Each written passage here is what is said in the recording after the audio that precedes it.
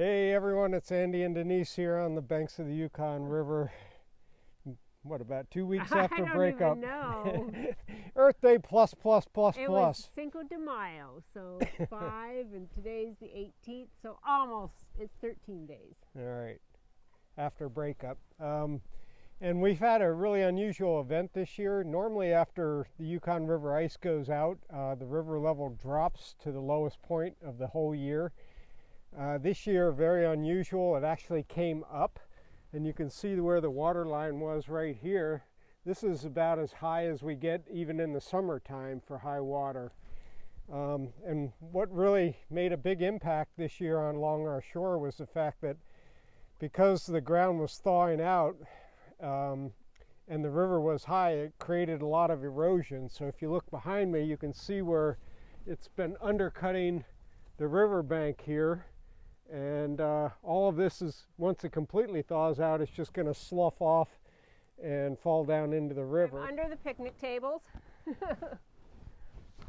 right up inside of the bank here where this has all been eroded and dropped off. There's trees in there that have snapped off even right from here.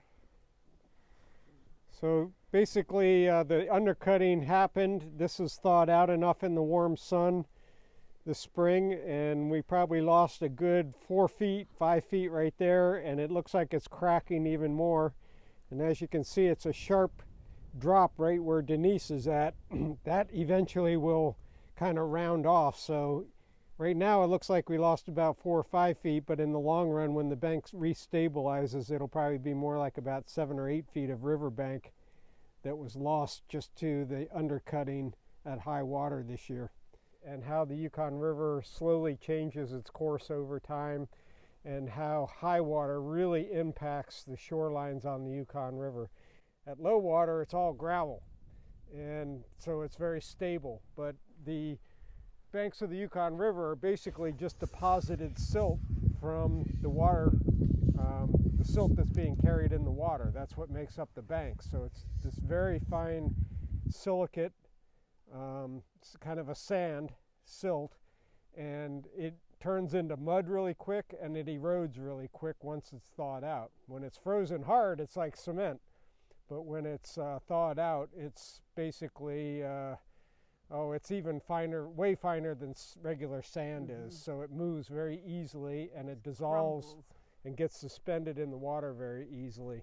You can see right here, it's just like a jelly almost. So that's the big change this year. Normally we don't have this problem at all. Normally it'd be super low.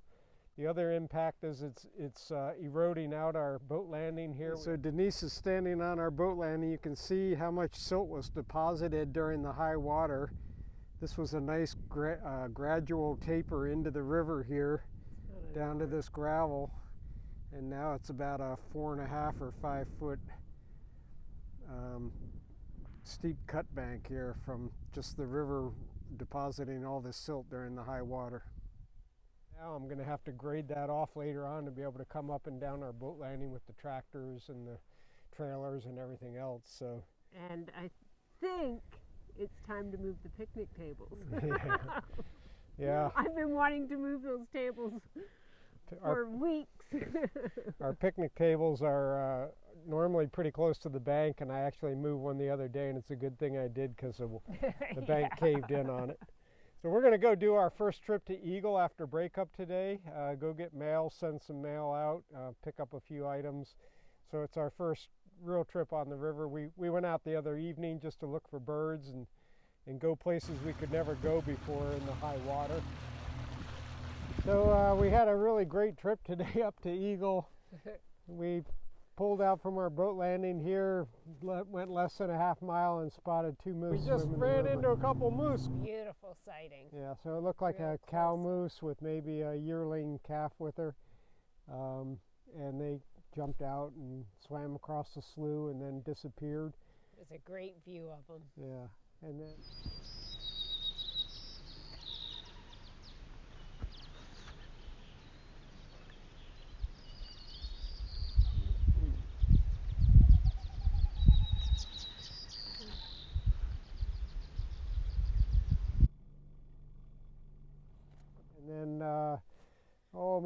miles from Eagle, we saw a nice pair of swans. And they took flight and circled us a couple times, and saw some black winged ducks. They're called scoters. We call them black duck up here, but they're scoters, white-winged scoters.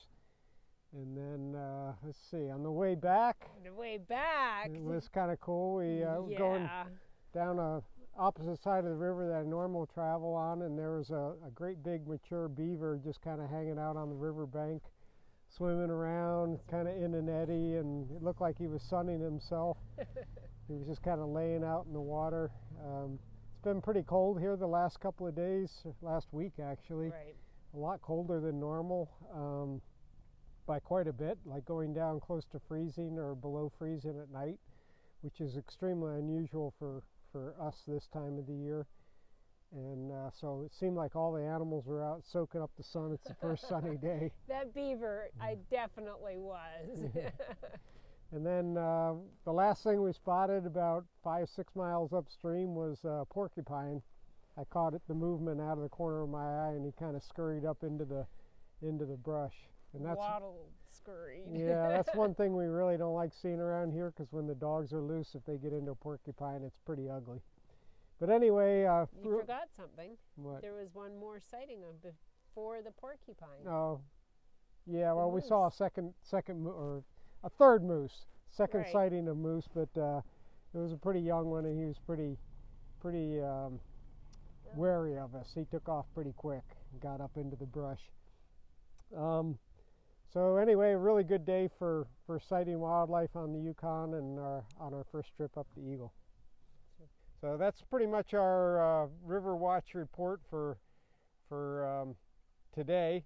And I'm also going to get into just doing a quick little thing on tying a few basic knots. So stay tuned for part 2 of this video, and that will be on bush tips and tricks and knowing knots.